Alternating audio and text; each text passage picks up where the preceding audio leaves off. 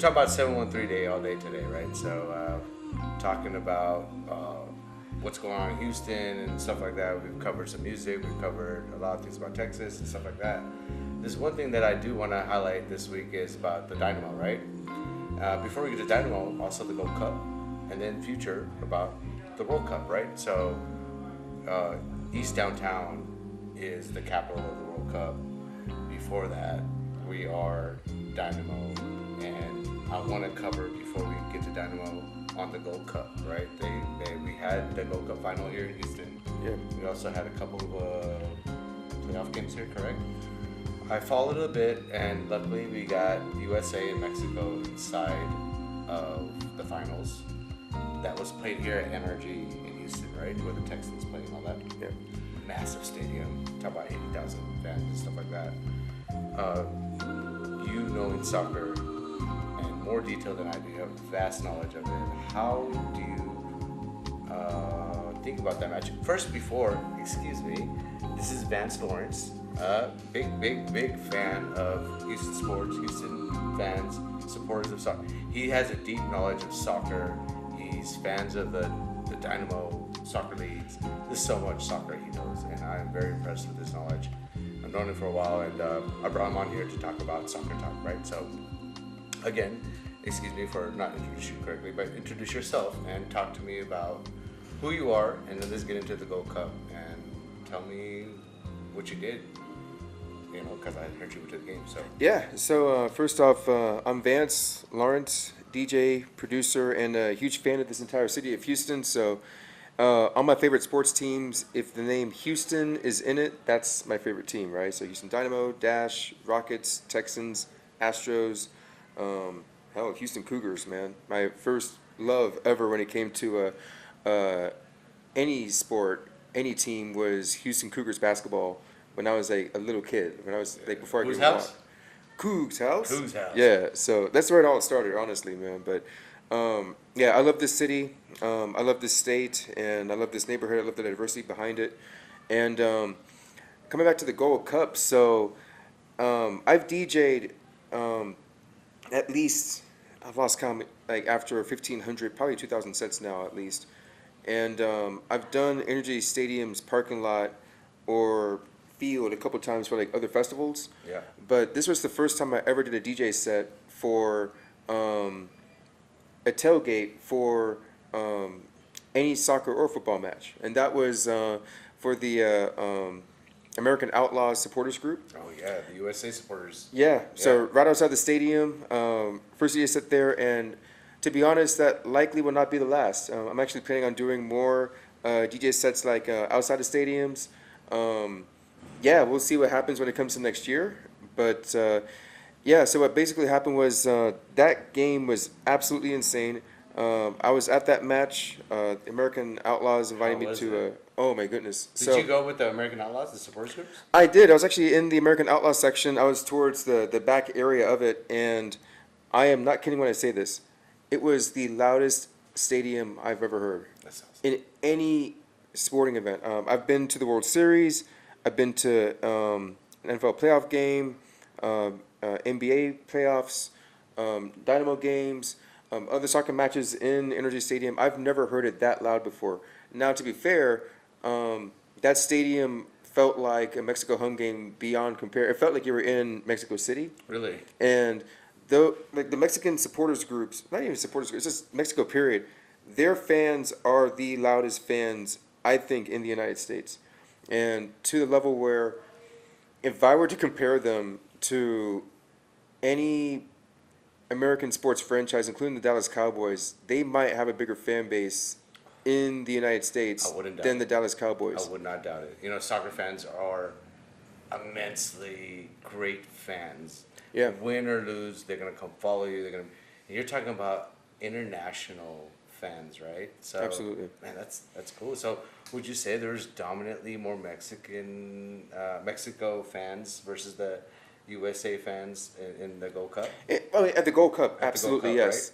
It was very fueled and very charged. 80,000 you could seat in there, Yes. right? So I mean, And it was basically like you were in Mexico City. It felt like you were in Azteca, but then you add on top of that the acoustics of Energy Stadium itself.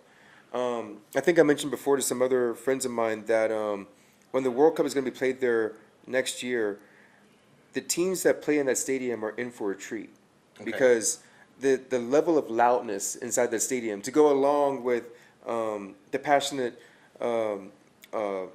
fans and citizens of other nations coming over here, like hearing them chanting and going crazy in that particular stadium, Right. it's going to be an absolute next level that you've never seen before in the city. Because I was blown away. I've seen so many soccer matches. I've never heard anything like that particular match. Even though I've seen USA Mexico before in that stadium, I never heard it that loud before. Okay, wow, that's cool. It was next level. Like I couldn't hear myself think for at least 20, maybe 30 different minutes of that game. Yeah. Yeah. Cool. But the experience is probably the ambiance, it's got to be amazing, right? It's next level. I mean, I could feel the hair prickling behind my neck. Even if you're on the USA side, unfortunately we lost, right? Yeah, we're with the American Outlaws. We're also great fans, but seeing that, even though we lost, it's just has to be a different, right? Like it was beautiful. I mean, to be honest, I mean, first of all, the USA section, it was just a section. All right, and and then you saw like some USA fans like sprinkled throughout the stadium. And what really was going on was a lot of the fans there are supporters of both the United States and Mexico, but they root for their home country, which is Mexico. I'm similar too, to be honest with you, because my family's from Jamaica, right, and my musical career started in South Korea, so I have a very close kinship to South Korea. So anytime South Korea plays or Jamaica plays or Australia, because my niece is actually named after an Australian city. Yeah. Right. So I have allegiance to those three countries as well as the United States as well too. So of course, if it's USA, I'm going wild for my USA. But if USA is going against Jamaica, I can't root against. Bit split. Yeah, I can't root against my homeland. Your heritage. Yeah, so I completely understand where it's coming from when it comes to Mexico fans too. It's not that they are against the United States. It's more that they are rooting for the country that their parents and their grandparents were rooting for, and it's a family kinship. Right. Whereas here we're a nation of immigrants where we all came together to be able to root for that. So it's a euphoria whenever Mexico plays in most cities in the United States, I would say most likely. Yeah. It's not really a thing where we're also, I mean, Houston's super diverse, right? Super. So, and that's the beauty of this city. Yeah. So you get these fans together. It's we're in the U.S., but you're also going to support where you come from, and it's cool that you can do that here, right? Yeah. And the Gold Cup happening to be Mexico and U.S. That was a great matchup. Right and to be fair, also too, I gotta give props to another country too, which is Guatemala. Okay. So the game before it was USA versus Guatemala, and they played in St. Louis. And when you looked on television, it looked like at least 80% of the crowd were Is Guatemala. that the Gold Cup semifinal? That was the semifinal in St. Louis, yeah. Okay, right.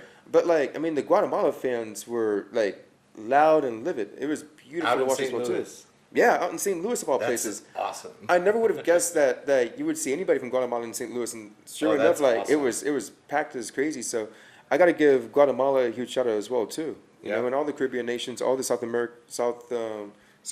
American nations as So well too. Gold Cup targets Americas, right? This is the competition of the Americas, correct? Yeah, Right? North America and Central America Central and South. or not South, but the Caribbean as well too. Okay, Caribbean. So it Yeah. doesn't reach down to like Brazil. And No, so Right, South the America Gold has Cup. their own, which is going to be Copa America. And that's the CONCACAF Cup. The Yeah. CONCACAF, right? So that's cool. So I want to talk about what's happened this week on soccer, and then we're going to allude back to the goal to the world, right? Indeed. So this week we had Dynamo play 2 games. Mm-hmm. The Dynamo MLS, MLS is the last tier of, I guess I would say, professional leagues that kind of came in, and because you're talking about EPL, La Liga, and they go international. Like soccer is a worldwide sport, right? Yeah. MLS, as long as I've been following and the birth of soccer, of how I kind of got into it and understood it better, is because of this bar that I have, and it's a beautiful sport. And when you watch MLS versus like international sports and stuff like that, it's a difficult game, right? We've had good things coming to the MLS. What's his name from England? That helped start it first in LA. With, Oh, you're talking about David Beckham. Beckham, right? Yeah. Beckham. He's also an MLS league owner now or an influencer. Yeah, Miami. And now players are coming in. We had Rooney come in to play for Atlanta, I believe. He played for DC United. Oh, is it DC United? Yeah. Excuse me. And then today's biggest star in MLS is Messi, right? And Inter Miami. Yeah, Right? partially because of Beckham helping to Right. recruit him So over. getting all that. So MLS is growing, and what I the beauty of I want to kind of hit Dynamo because we're going to the tail end of the season. We're hitting a lot of good games. Unfortunately, on Wednesday it was 3-0. But what I saw, I think we played Vancouver that day, Yeah. and what I saw, which is amazing, is now I'm not sure if it was the Gold Cup or whatnot, but I've never seen fans outside. I'm at the back end of the Dynamo Shell, right?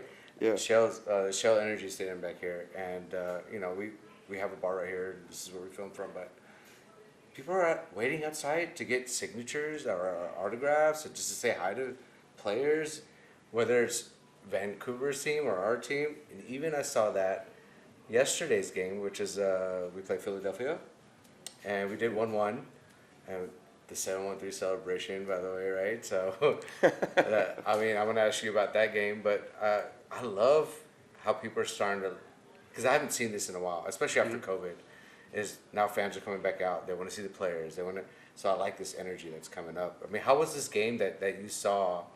Did you go? Yeah, I assume that you went. Right? So I didn't get to make it to the game yesterday, but I did on Wednesday. On Wednesday, that's the one. And right? yeah, and I got to see you and your wife as well too. And that was actually my first time seeing these fans waiting for the Dynamo players that way. I've seen that happen a few times when it came to like other teams that had like major like big name players. Yeah. But to see that happening now for Dynamo players is really awesome. Oh yeah. I mean, I feel like the team has done a really good job of kind of rebranding themselves and being more intertwined with the community and that sort of thing. They still have a lot of work to do, but random question for you, by the way. What year did your bar open? We opened here 2016 in full production. Nice. So I think that was a few years after they built the stadium. So yeah, I remember I was actually one of the people that spoke to the Harris County Commissioners back in 2008, I believe it was, because I got asked to do it and I did, and it was also partially to try to get the stadium built. Yeah. And when the stadium was built, there was nothing around here, just Yeah. like abandoned warehouses and just a whole bunch of like just this empty lotted land. Oh yeah, I know. Usually, whenever you have a new stadium being built, people are always saying, "Oh, it's going to spur all this new development and all that kind of stuff." But honestly, it rarely ever happens, right? They don't have a mixed-use development plan to go along with it, and they didn't with the Dynamo Stadium. However, it's one of the few stadiums I've ever seen in any sport where it actually worked. Like you actually saw so much development happen in the EaDo area as a result of that stadium being built. So. It's a big staple in yeah. East Downtown. I was actually a part of that group. In '06, I joined the East Downtown Management District. Yes. Okay, so during that time, the stadium wasn't here yet. My dad had a business here, which I lived in, and I also lived here too. And so we all worked as a family here, and then that was coming in. They had a choice of either having it here, or I think the other location was near the Galleria area. Yeah. San Felipe. Could you imagine that traffic? But Man, yeah. so we won the bid Yeah. in East Downtown, got the development here. It did take time because we hit the 2008 recession, where all this development was coming, and then there were so many pauses, and that recession, quote unquote, it took a pretty big dip in a lot of people who were investing in this area. Yeah. So as that turned, it started coming back when I came back, and so I've been on the board for that long. And then a lot of heavy hitters started coming in, where I'm like a small cookie on the thing. But you understand, development is coming because of that stadium. Yeah. And that stadium was back then BBVA, whatnot. But Yeah. it doesn't matter. But it was a city and locals initiative to make this happen here. Before that, this was warehouse district, and But the amount of Chinatown like and all just the amount of empty green fields that were in this area when you're so close to Not only downtown green, was just empty insane. warehouses too. Yeah, Right? it was insane. So it also kind of created some violence and stuff like that. So Yes. that changed the whole area. This is where EaDo came about to today, right? Yes. It just took, I think it took too long, right? Because of whatever economic battles that we had to do. But yeah, man, these guys changed it, and so thankful. I didn't even know that you were actively helping to get this over here too. So Yeah, that's pretty yeah. It's been beautiful to see this get built, and so many promises. The biggest promise that was fulfilled was seeing the amount of development around the stadium, and seeing bars like yours, for instance, and all the ones that are across the street, going all the way down to on the freeway over here. Yeah, yeah. And then now all of a sudden, here we are hosting the World Cup fan zone of all things. That's what I want to get into next, right? So now we have, and they announced it about a month or two ago. This is the epicenter of every entertainment, at least fun festivals and all that for the World Cup. Yep. And Houston's been awarded a couple of games, which I think 3, I believe. Actually, 7. Seven all Seven, year? 7 games, yeah. So we're gonna have 5 group stage games, and we're gonna have one group of 32 match, and then we're also gonna have the final game here will be a group of 16 match, which will be on the 4th of July, the 250th birthday of the United States. So it's gonna be us in Philadelphia hosting that match. Correct. It's gonna be absolute madness. My assumption will be we're gonna be getting the first game played that day at like probably 2 or 3 p.m. most likely. And we're also guaranteed that 2 of the 9 teams, sorry, 2 of the teams that are coming here will be teams in the top 9 ranked in FIFA. So that game you're talking about on the 4th. Right? Yeah. This is the last one before even we have 6 more. Your knowledge of the World Cup is so vast, and I appreciate that a lot. right. So that is before. What game is that? So it's gonna be the game of it's gonna be in the round of 16. Okay, so we're Like basically Sweet 16 Sweet 16. Okay, Right. of the World Cup. at the World Cup, right? So whoever wins that goes into the Big 8 and then Final 4, and then we got the final match happening at MetLife Stadium. That's in It's in New Jersey, New York, New Jersey. Okay, yeah. Yeah, the Giants and Jets Stadium. Okay, yeah. But so basically, my expectation is for the first 21 days of the World Cup, you're going to see mayhem in terms of like just the amount of people that are going to be here between when it starts and the 4th of July. Right after the 4th of July, I'm expecting to see a huge amount of Houstonians packing this area from July 5th until the final match. I think Houston is going to have a lot of the fans. Like again, Houston super diverse, right? Yeah. And people will come here to watch Absolutely. that. You know, around from Texas. Dallas has a few games too, and I think San Antonio El Paso one of the. You know, it's funny. I've actually watched a few World Cup matches at your bar before in the past. Have you? Yeah. Yeah, in fact, 2018, I watched the World Cup final at your bar. Okay. Yeah. At a King's Court. That sounds right. And it was jam packed. Across the street, Pitch 25 was packed, and here was packed. Yeah. To the point where people couldn't get in. Couldn't move. Yeah. I remember we had to stop people, just because the experience with the customers. Yes. Is horrible if it's too packed. You know. Yeah, and it was And next. so- I don't think I've ever seen this area that packed before. And the funny thing was that match was I think like 10 a.m. It was early. It was very early. Yeah. I remember. So I was actually staying at a friend's house that day who didn't live too far from here. But you're That was able to. USA played that. No. I'm sorry? Well, who played that match? I think Brazil and someone else. No, that game was France and Croatia. Was it okay? Yeah. I remember And, yellow jerseys. Yeah, and they're playing in Russia. But I was staying at my friend's place, and I had my alarm set for 7 a.m. The game was at 10 o'clock. So I look out the window after I woke up. It's like 7:15 in the morning, and I just see all these people running towards your bar and towards pitch. And I was like, oh my God, this is going to be insane. Like, it's like 7 something in the morning, and people are running literally. Like, and I've never seen Yeah. people running towards bars before like And this. soccer fans There's they're hardcore. Yeah, Bedlam. But yeah, I actually have a couple of pictures here from that day. Man, if you could post them on the channel on the post. Yeah, absolutely. Let me ask you a few more questions here about World Cup. Your favorite pick? Ooh, that's really hard right now. I had to pick right now on the spot, It's hard right now, but it's hard what for is me your to favorite pick? it's hard for me to pick against Argentina, but it's really really hard for me to pick against France. Uh, right now, I'm gonna say back to back Argentina. Well, It's hard for me to pick against them. the Messi's on that team too again. Yeah, that's part of the This reason is why. probably his final. It's probably his final one. I think Yeah. that team is just very organized. Yeah. I mean, all The the talent there is good, right? next level. So I feel like they're the favorites.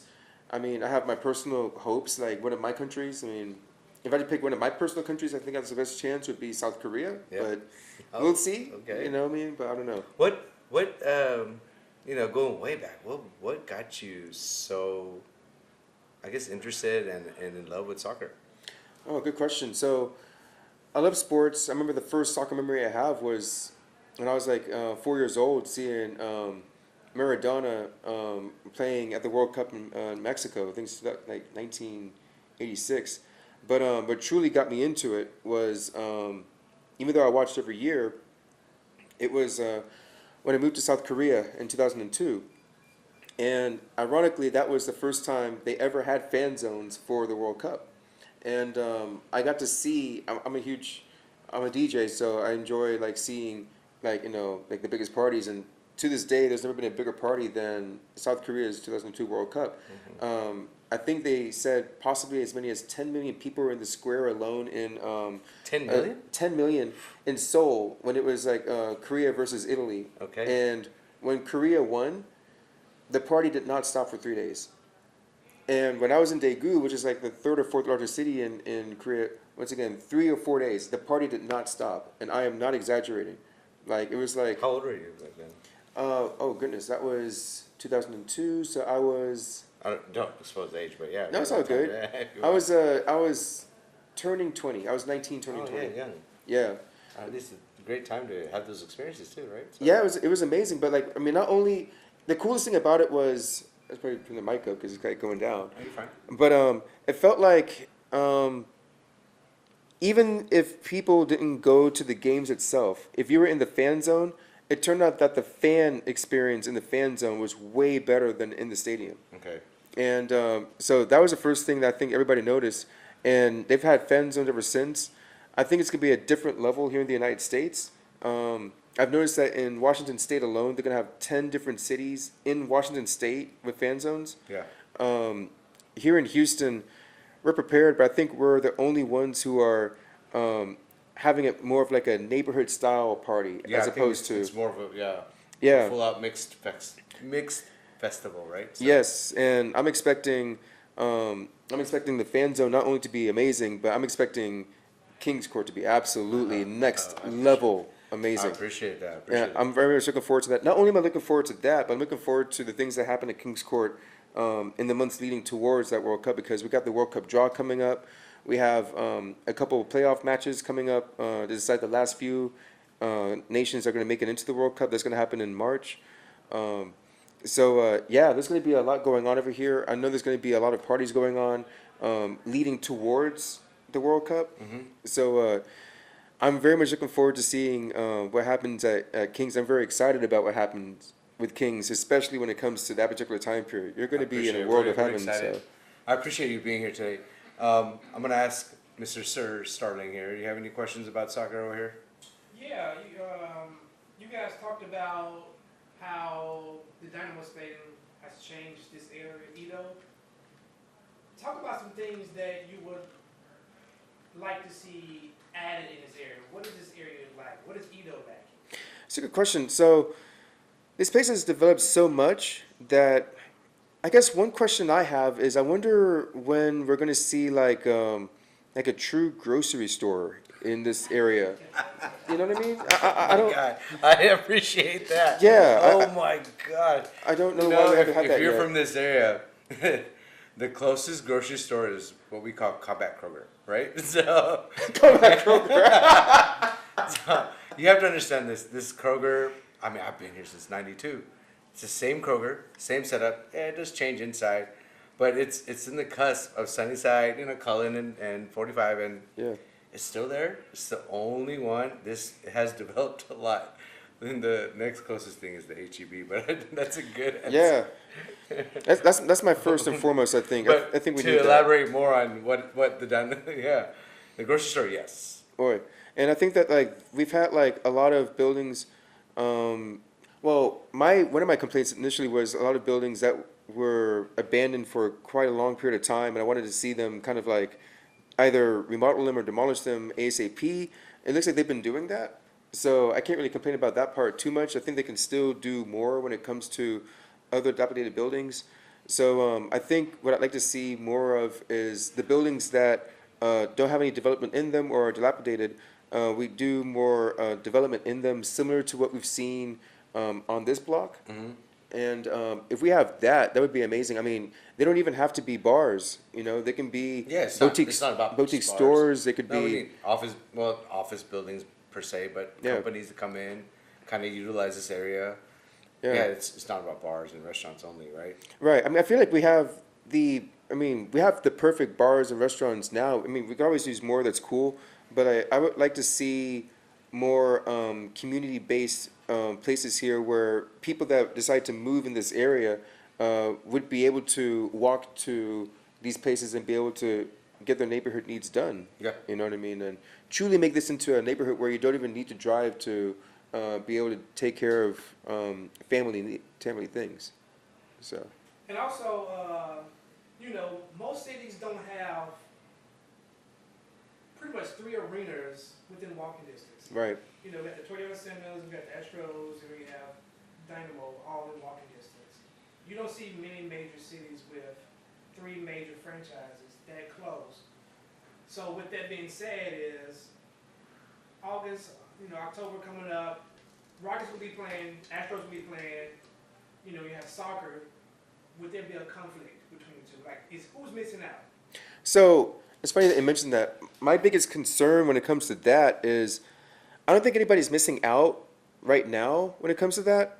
But when the World Cup happens, baseball is going to be happening at the same time, from what I understand. There's going to be some clash, but most of the World Cup games are going to be tail end of June, I believe, till the beginning of July. Right, but which is kind of a dead period, but we do still have Astros. But the issue with that part is parking, because what about all the people that are going to be traveling here? Yeah. Where are they going to park at to go to the fan So zone? I think, with everything going on, Yeah. this area, and it is going towards there. It's not fully, but it's more pedestrian. You have to think about pedestrian ways of transportation.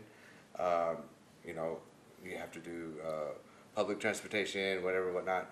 That's the best movement through this area during that time. Because even if we are not set for it, we have to close the roads. We have to do this area cannot facilitate all the parking for the amount of people that are going to be here for an event like that. Yeah. And with all the arenas, like you say, we have that problem already when the Astros are playing, the Dynamo play, because we're sharing parking lots, we're doing all these things, and it's difficult, right? And how do you fill both stadiums when they're running at the same time? Sometimes I think even the Rockets, the Astros, and the Dynamo have clashed once, or a I've seen that. concert or something, right? I've definitely seen that. Yes. And there's price gouging in parking too, right? So That's another major problem. issue. That's a another major problem issue, too, right? So, yes, that's been ridiculous, and I hope that changes immediately too. Yeah. I don't know how that changes. Maybe like more parking spaces. It's funny how I feel like we have less parking garages, but I feel like that would be helpful as well too. Yeah, so there's city initiatives. I know that, and I know I kind of stay connected with some of the groups.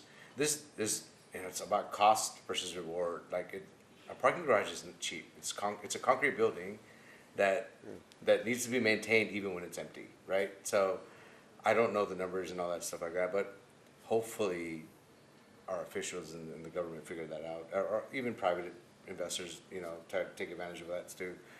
I can't even give you an answer or even thoughts about that right now, but that is a big problem, right? Yeah. But we have to think everywhere in downtown. We are the 4th largest city in America. You've got to do some thoughts and thinking about public transportation and pedestrian kind of ways of transportation in this local area. I'm not saying walk to 610, Yeah. but if you're gonna go from here to Discovery Green, got to figure out a way to walk it, take a trolley, or whatever, whatnot. Yeah, absolutely. Or better yet, I know like you have your Astros fan base, and then you have your Dynamo fan base. But it would be cool to have like, say if the Astros have a 10 o'clock game, but hey, you can use your Astro ticket to get into the Dynamo game. Yeah. Mm. Oh, you Yeah. can. Oh, yeah. That would. Yeah. Maybe they can work together, something like that. Yeah. To help boost. That's you know, a really good idea. Fans. Someone needs to tell these front offices to I don't know, like, do something like that. You know what I mean? Like, that's a really good idea, though. Right? Why can't you hit up both? Yeah. At a Yeah. decent rate. Well, you don't have to stay the whole time at right, both like or they're whatnot. across the street from each other. Yeah. And you have daytime games for the Astros, and then you don't want those people to leave the area. So you need some kind of incentive Yeah. to keep them to stay. Yeah. Yeah. So Because you're spending any sports events, it takes all day almost. And if you're in that location, you want to eat and entertain and do everything in that one without moving around, right? Right. Too far. That Yeah. makes great sense. Yeah. And last question, I guess to both of you guys.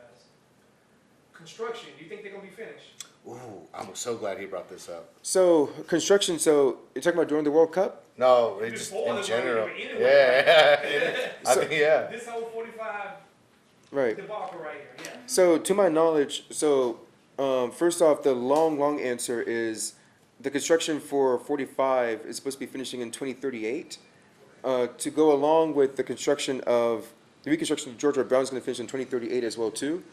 But according to my friends in the city, they're planning, I think, during the World Cup and in the weeks before the World Cup to halt all construction throughout the entire city. That is true. So the mindset right now is they're going to try to construct as much as they possibly can with a cutoff date of possibly, like, I'm assuming April. And then at that point, World Cup would happen, and after the World Cup, then you're going to see like this huge surge of construction going on at that point, including the whole 45 thing. And that's going to be basically from after World Cup all the way until 2038, Right. to my knowledge. So, to your knowledge, is correct to some points. Again, a lot of this information is public info. Yeah. I did serve on the East Downtown Management. I resigned a few years ago, where you can see, because I attend the meetings, but it is public information, right? Yes. The expansion of what's happening is massive, right? 2038 sounds about right. Yeah. Now, what I don't know is, I don't know when the construction for this part of 45 is supposed to be complete. 'Cause So it was usually before there's that. there's about 4 sections, right? Honestly, this whole project, from the last numbers I remember, is a $70 billion project. Maybe it's even north of that now, but it starts all the way back. I think by 59, and they got to make some changes. Yeah. Oh, sorry, 45, make some changes. So this part of the section is number 2. But what they're doing, because of the World Cup and stuff like that, the World Cup is the big deal because Yeah. there's a lot of initiatives for the city. So right now, what you see happening, you already see demolition going on. I think, and I can't be 100% correct, but it's public info, is they're cutting all the utilities and re-putting in what's going to come new to facilitate for the construction after the World Cup. So what they're kind of just cutting off what they need to do, demo what they need to do, because eminent domain, meaning TxDOT's already bought this property. Hey, let's just do what we can do before we have to shut everything down for the decomp of the freeway. So basically, like prep work. Yeah, it's all the prep work. They're trying to do with utilities. The majority of it's the drainage and electrical, right? So, Okay. because you don't know, we get a hurricane, and we can't be in that disaster in the middle, so, and also these pipelines they're putting in, it's for the next 20, 30 years. They're replacing old pipes with big, major ones.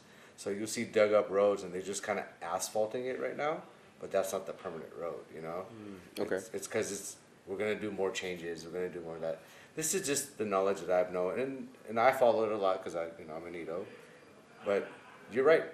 They're combing it to fix it. Where during the World Cup, it's ease of movement, but the major stuff after the World Cup, we're looking at massive, massive construction. The drawings look good for how to make movement here, but it's gonna take time.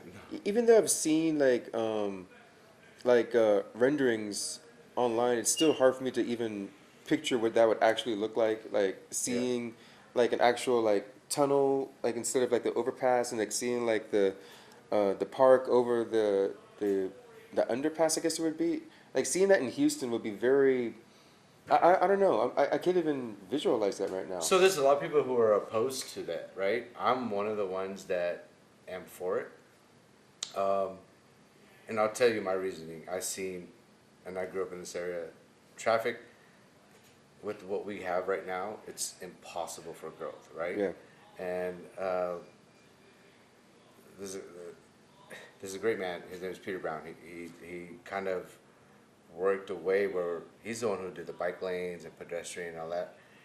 That only alleviated some of the pain, you know? Yeah. I mean, with the growth that this city's going through, the future, even after we're done with this, there's going to be another project. You know what I mean? We just don't know where cars are going either. We don't know. We're talking about a 16 lane underneath, right? Which will also help serve as a reservoir for flooding and stuff like that. This is multi-purpose. The top is to make it pedestrian friendly and not to divide downtown to East Downtown. This will eventually become part of downtown, right? 30 years from now, whatever, 10, whatever. Okay. So the way this idea came in Dallas, they did this in a small space. That's where the concept and Okay. proven that, hey, we can handle this, and this is where the money's gonna come in for it, you know? Yeah. So it's far-fetched. By the time this is done, it's gonna be about 10, 20 years from now, right? Yeah. I'm for it, but we'll see. We'll see what happens, right? Yeah. Yeah. I'm looking forward to it. Even though I'm not looking forward to how old I'm going to be when it's finished. Well, yeah. But I mean, outside of that, I mean, Yeah, I'll be in the burbs hanging out at my house. Okay. And so I think it'll be ineffective. It's more about thinking about our children, you know? Yeah. And the future. Absolutely. So So this is absolutely amazing that we have all this here. That we even have like yeah, you can't see everything on camera. Yeah. I do want to wrap it up and hopefully get you back on here again. We'll talk more, especially about soccer. Appreciate you being here. Absolutely. One more question. Yeah, okay. I want to see this, get this idea. Houston was the first city in Texas to have the Major League soccer field, right? Soccer team, right? Or did Dallas have one? FC Dallas had one first, and In Austin, right? No, Austin came after. Austin came right after. Yeah. So After us, right? yeah, Yes. yeah. So Right. FC Dallas had theirs first, and then the San Jose Earthquakes moved over here in 2006. And, San Jose Earthquakes. Yeah. Yeah. And they were initially playing at it was back then Robertson Stadium at U of H Right, okay. until they built this new stadium Right, here. that's what I'm Yeah. getting to. So with that being said, the Dynamos have been here since 2016. Oh, before that. 2006 What? was the first year here. Yeah. It's the stadium. The stadiums, yeah. The stadium was 2010. 10, I think, yeah. Okay, okay. Yeah. With that being said, you've seen numerous soccer stadiums. What is your wish list for the Dynamos? Like, can you please incorporate this into the stadium that we don't have? Wow, that's a great question. Ooh, I Ooh. Wow. Where do we start? That's a good Man, I question. would like it to be covered. Like more luxury boxes, a bigger jumbotron. Right? Man, I want it to be covered. Have you seen the Atlanta stadium? That's a fair Oh, one wait, they too. got that Mercedes stadium where Right. it closes and it opens. But typical soccer pitches are not covered, right? So, True, yeah. But tell me what you would like. I mean, well, first of all, I think, let me say something I love about the stadium first, which is I feel like it was built in a way to where you can improve it. That's good news, right? Mm-hmm. So, like, I mean, it would be nice if they had more covering. My biggest thing is, like, finding ways to be able to have more cooling systems, like, for the fans, like, That's that are, dominantly because we're in Houston. yeah, particularly because we're in Houston. Even when it's, a night game in the summertime, it's still, like, because of the humidity, it's still 70, 80 degrees. Everybody's, like, sweltering, so they could always, like, use some cooling. It'd be nice if there's more air conditioning in the concourses during, game day, and also heating systems in night games. The concourse is open. Like, It's there's very no open. there. Yeah. It's very open to the elements, Except yeah. the suites and maybe some of the East Club or Yeah. everything's pretty open. It would be nice. I mean, one thing on my personal wish list, even though I don't know if it's ever going to happen, would be I would love to see maybe a supporters bar or something. Some stadiums have that in MLS, and then like a supporters bar like in the like maybe like on the outside of the stadium to where like if they wanted to like on non-game days they could do like things like in that location where they could have the That's a stadium great itself, idea. yeah, bring them more revenue. If anybody from the front office is hearing, Yeah, that's a pretty good suggestion. I know. There's one thing I would love to see happen in the next 10, 15 years. I don't know if it's gonna ever happen, but so there were some apartments that were knocked down because of the 45 construction. And I know the Houston Astros right now are building a mixed-use development out across the street from their stadium. I would love for the Dynamo to also build a mixed-use development across the street from their stadium, and I would love for that to be something to where you end up having a huge pedestrian, just I guess not really a party, but like just a huge like pedestrian traffic going on from like that side all the way through passing up Kings Court to that mixed use development. So that way you had, I don't know, just like this a nice 3, 4, 5 blocks of choices when it comes to like pregame for any events that are going on at that stadium. 'Cause I know Tailgating and stuff like that. tailgating. I know TSU has games there as well too. Yes, yeah. But I'd like to see that happen. I'd like to see the Dynamo be able to use that for not just financial gain, but to see this whole area like just thrive. I also want to one day see the old Warehouse Live building get renovated as well too. Oh yeah, well, Yeah, that is a private owner, so that's been difficult to get to. I know. I hope it happens But, though, man. Yeah, Yeah. I think something will come there soon. Yeah. It's, So warehouse was renting the warehouse. they're renting the space. Wow. Warehouse is renting the space, Yeah. and they've had, I guess, the tail end of when they left. They're now in Midtown. I played there. They 3 had weeks ago, some conflicts with the landlord where they couldn't stay. Could have been financial reasons and whatever reasons and whatnot. But man, those guys, man, they want to be here. Yeah. I've talked to them. There's still a lot of them are my friends, so they miss EaDo. I mean, it's a classic spot, right? Yeah, Absolutely. so, but yeah, that was privately and it was rented, leased.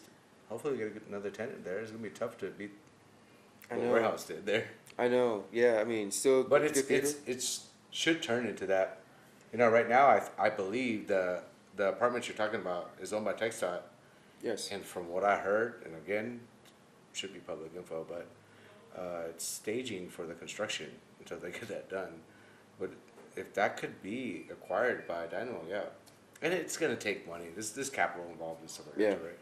That'd be a great experience. So that right there, right in the front, in the front of the Rockets, you got the basketball. You got Exactly. that, and right now Astros are trying to give some kind of fanfare. This is the same thing that they need to do, and hopefully they grow into it. Yeah. I think it would create a whole lot of revenue for the team. Yeah. So I'd love to see that. Yeah. Good stuff, man. Thank you Man, it's an honor, man. again, sir Starling with the questions. Thank you again. I appreciate you being here today. Absolutely. See you next time. Let people know about your DJ stuff. If anything, you want to do any plugs on your DJing or anything Yeah. like that. You can find me Vance Lawrence Official on Instagram, Straight Flex and Grr. I'm There kidding. you go. So probably gonna have a lot of DJ gigs coming up in the near future, and a lot of music releases on Beatport. So keep your eye out for my name on Beatport.com, along with a lot of my other friends. So I'm gonna be plugging their stuff, and you're probably gonna be hearing a lot of my music coming out a lot of the second half of the year. Cool. So- Cool. I want to give an extra shout out to the Texian Army supporters group of Dynamo. Also El Bation, another supporters group of the Dynamo, and the Surge. All Dynamo supporters watch, tag, let's support our local soccer and all sports of Houston. Me, myself, at Kings Court are looking for some supporters group, specifically for EPL and La Liga. So if you guys are interested, come and watch the games. We'll open up early for all the games. The season is about to crank up in August. So if anybody's looking for a home, come see us. And one last thing too, if you are interested in joining the Texian Army, reach out to Shannon Sloan. There we go. Yeah, Texian she got Army, you. Growing that group. So. They this year have been here. This is their home for pre and post. Sharing with other ventures with the Dynamo. So support the Dynamo, support Texan Army, support all supporters groups with the Dynamo. Thank you again, man. Thank you.